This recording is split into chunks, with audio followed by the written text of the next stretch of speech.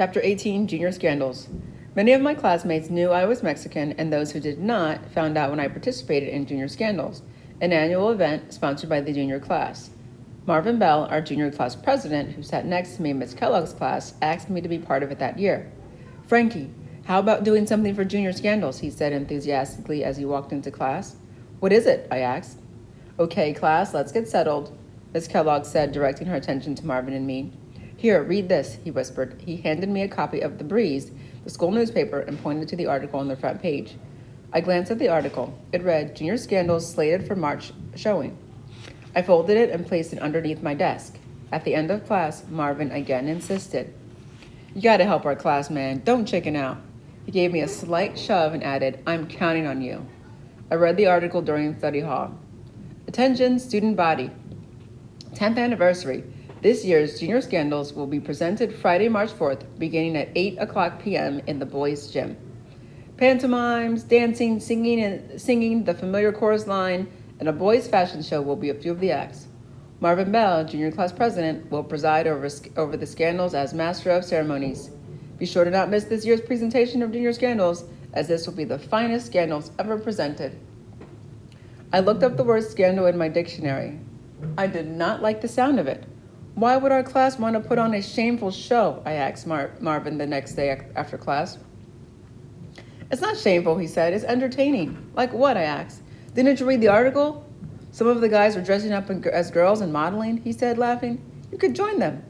"That's crazy. Why would guys want to dress up as girls? You don't get it, man. It's all for fun." "Can I do something that's not disrespectful? That's not funny?" "Sure, you can do whatever you want," he said, giving me an odd look. "Everyone who's participating will meet in the boys' gym next Monday right after school. Be there or be square." Before I got a chance to respond, he said, "See you later, alligator," and rushed off. I had a hard time making up my mind about performing in front of a crowd. What if they made fun of my accent? Then I remembered making a lot of friends in the 8th grade when I sang an Elvis Presley song. I wanted to be part of my class, so I decided to participate.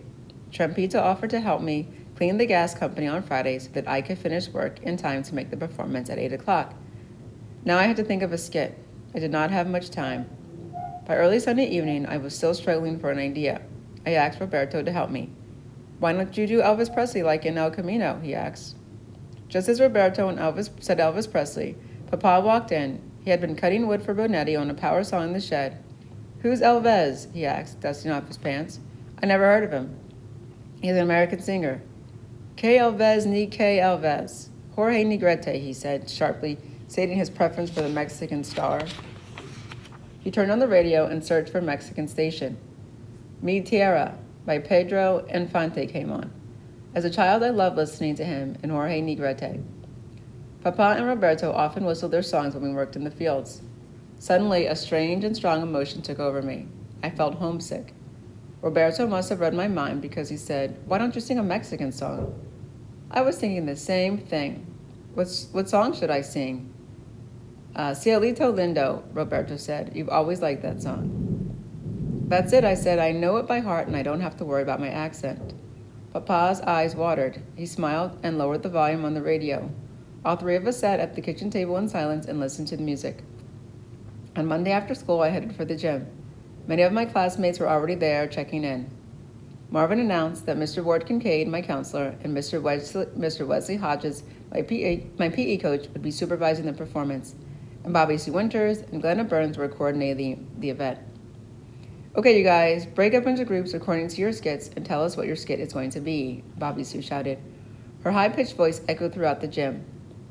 Mr. Kincaid and Mr. Hodges leaned against the walls, arms folded and whispering to each other. The large crowd separated into small groups. I stood alone underneath the basketball hoop, listening and waiting for my turn. Greg Houdron, who was the closest to Bobby Sue, reported first. "We're going to dress up as girls and model," he said, pointing behind him to a large group of guys who were wearing football jerseys. The gym filled with laughter. I felt uneasy.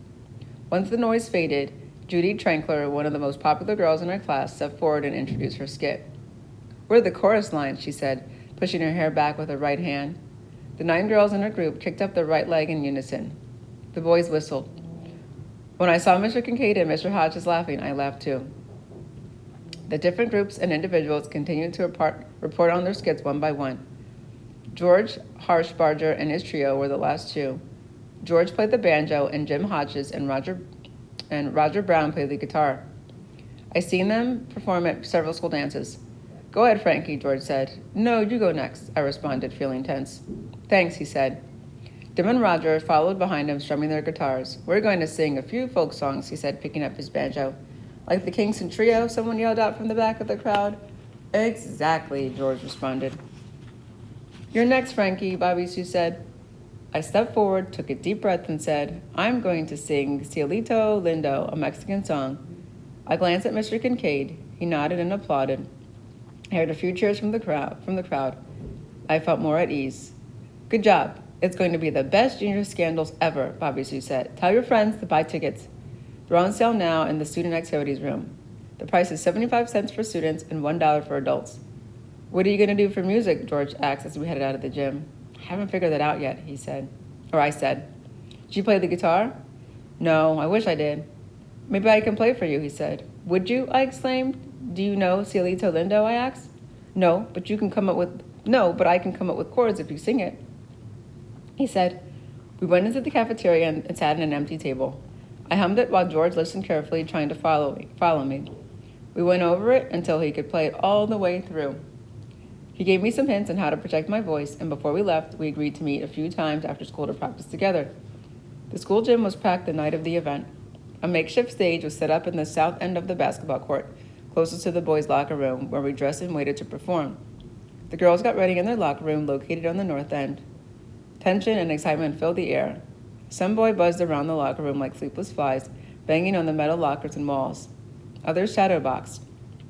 George and his trio huddled in the corner, tuning their instruments. I paced the floor, holding my wide-brimmed Mexican hat against my chest to protect it from being crushed. As the cheers and applause at the end of each act got louder and louder, I became more nervous. I was next. You're up, Frankie, Marvin shouted. I put on my hat, wiped my sweaty hands on my pants, and lightly kissed my St. Christopher medal. George followed behind me, strumming his guitar. As he walked up to the stage, my legs wobbled. I grabbed the microphone with both hands and glanced at the crowd. I was petrified. Are you ready? George said. I opened my mouth, but no words came out. My mouth felt as though it was stuffed with cotton. Then I heard Roberto holler from the back of the bleachers. No te rajes, Panchito. As his words of support echoed throughout the gym, Papa's face flashed in my mind.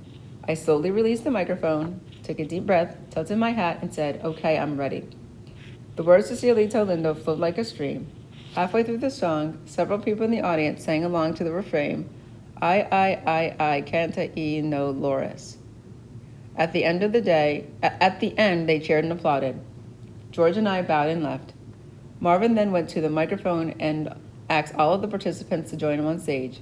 We all got a standing ovation. After the audience left, we cleared the stage, played rock and roll, danced the chicken, the mashed potato, the twist, the stroll, and many other dances. On the way home that evening and for days after, I kept hearing Cielito Lindo in my mind.